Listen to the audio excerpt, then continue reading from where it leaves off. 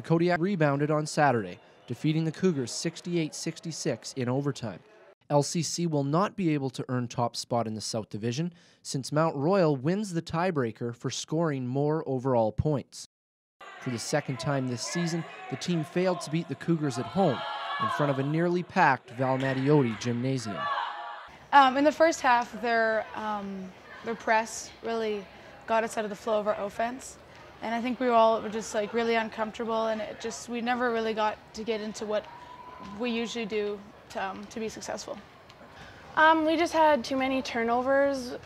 Defensively, we could have tightened up a little bit more, but we just gave them too many chances with the ball to score, and they took advantage of it. Despite losing the division title, it isn't a big issue for the club as they prepare for the playoffs. It was important, because to us, whether we win the South or not, really doesn't mean anything because the Final Four is in the North. If we were going to host the Final Four and had home court advantage that way, then it would have been a bigger deal. So far this year, much of the offensive load has been carried by Captain Beth Anderson, Tara Griffith, and Laura Campbell. However, when the team met up with SAIT on January 28th, Anderson sat out with the flu, and Griffith was serving a one-game suspension. This opened the door for Mackenzie Vanderwood to start and gain confidence along with her extra minutes. Yeah, it's different. I started, so it's a lot different going in from when you're starting than going in off the bench. So yeah, it's definitely a confidence thing, I think.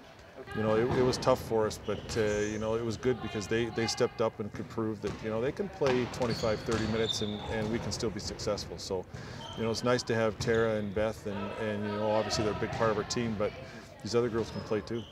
Karen will look for Vanderwood to continue producing points when the Kodiaks open the playoffs at home on February 24th. For InFocus Sports, I'm Ryan Robinson. The men's basketball team is also gearing up for playoffs. The team is 7-11 and has also lost 4 in a row. The team will hope to pick up a pair of victories on the weekend when they visit Briarcrest. The Clippers have only won 1 game this season, so the Kodiaks need to avoid being overconfident going into the matchup. Head coach Phil Tallstrup and captain Matt Anderson are working hard to keep the team focused on the stretch drive. We want to finish strong. We want to finish strong this weekend and then go into the playoffs playing the best ball we did all year. So, we're anxious to see what happens. Our big thing for the playoffs is we're just excited to start fresh, I think, get out of the league, and we've got a tough league, so we're excited to get started for playoffs.